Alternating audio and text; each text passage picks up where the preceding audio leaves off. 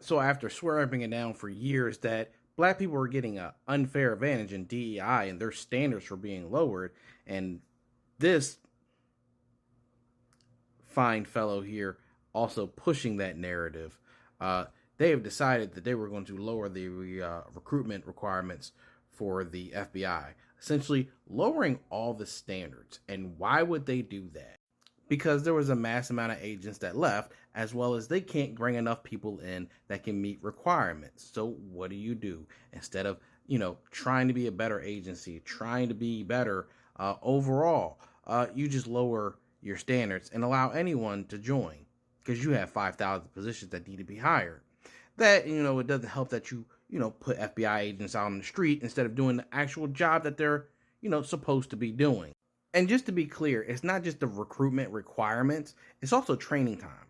They're not even going to be trained as well to do the job that they're supposed to be doing.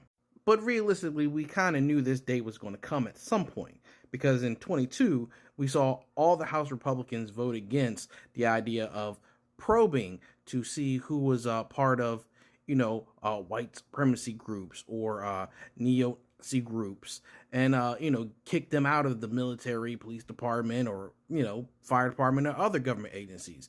Also make sure that they probe to check part of the background checks to make sure they don't get hired. Republicans said no, that would hurt recruitment.